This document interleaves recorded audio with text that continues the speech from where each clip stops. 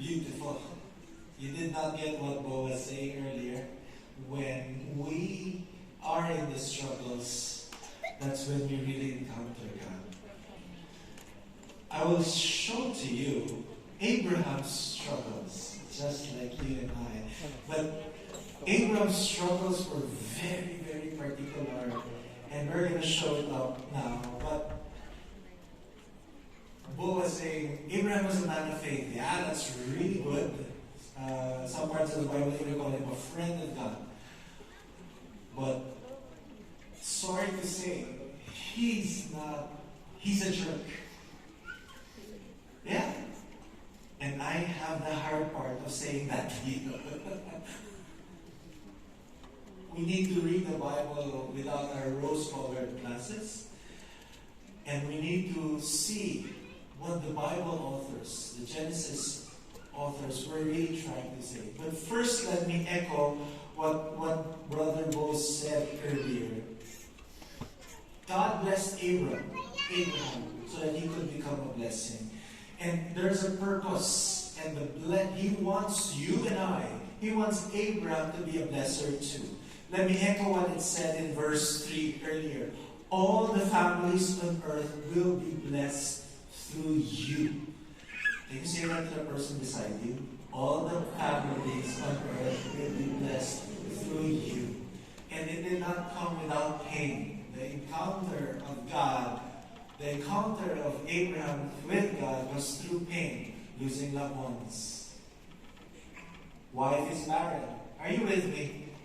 And yet, even in your pain, God has a purpose. And what is that purpose? To bless you so that you could bless others too. Beautiful.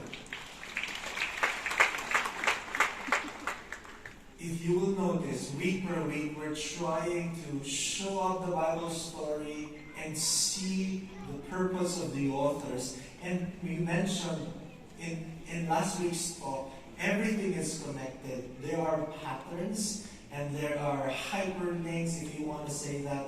We cannot fully understand the story of Abraham without relating to the other parts of the Bible. Last week we talked about the Tower of Babel. And, when humanity rejected God's call to spread throughout all the earth, God chose one man. And that is Abraham and his family to receive that call. And that's how Abraham responded from Genesis 12. Can you show it up on the slides, please? From Genesis 12, verse 4 to 5. Abraham responded with trust. Everybody say trust. So Abraham went as the Lord had told him, and Lot went with him. Abraham was 75 years old when he set out from Haran. He took his wife Sarai, his nephew Lot, all the possessions they had accumulated, and the people they had acquired in Haran, and they set out to the land of Canaan, and they arrived there. Nice. Followed with trust, followed through the call of God, and okay, we will go. And you know what Abraham did? The first thing that he did. Ask me what? I love saying that. Ask me what? What? He did not build a tower for his glory. He built an altar. So unlike the people in Babel, he trusted God.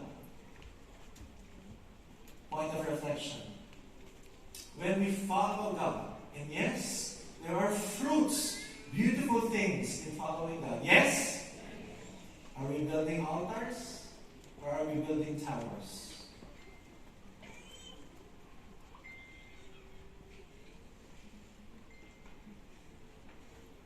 I see mixed emotions. Some people are like, yeah, preach, yes. Some people are like, that's fine. But you will see, life is not just a linear thing. When you start following God, everything is beautiful, everything is nice. You're good. No. It's an everyday struggle. It was so good. But trusting God, correct me if I'm wrong, in your personal experience, trusting God is sometimes not easy. Trusting God also, it's a slap in the face and say, you did this wrong thing, and yet you say you trust God. It's tough. It's hard. Can I see a raise of hands who are having a hard time trusting God from time to time, or most of the time? All right, fantastic. Welcome to the family. Abraham failed to trust God, and it is again and again and again. That's why I was telling earlier, he was a jerk. There was some form, a lot of disobedience. And Brother Bo was saying earlier, disobedience is a lack of trust. And I'll share to you some failures along the way. Despite, look at this, despite being blessed by the Lord, gave him the blessing that he will have descendants, that he has this land, and he will be a father of many nations. And yet, even after that blessing, he committed disobedience. He failed one over the other, and it's very, very bad. Failure number one, he brought the wrong guy. When God told Abraham to leave his country, he gave him specific instructions. And the instruction was just to bring only his immediate family.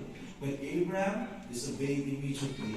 He brought Lot, his nephew. We just read that. You remember, yes?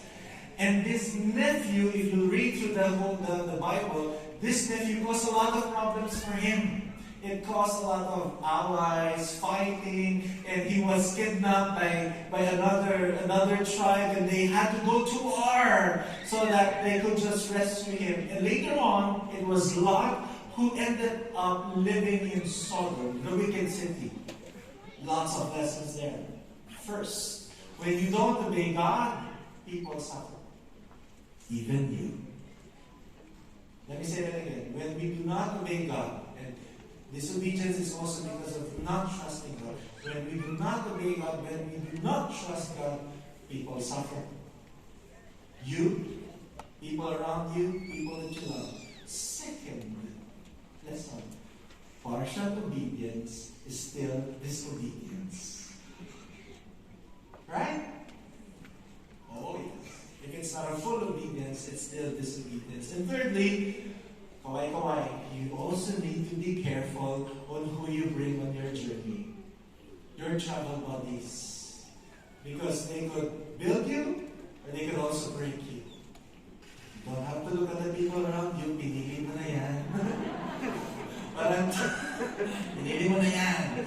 But I'm talking about your daily choices. You know, what do you follow? Or are you always scrolling up? Or are you always, you gotta choose your travel buddies well. We're on a life journey, yes. It will matter who you're journeying with.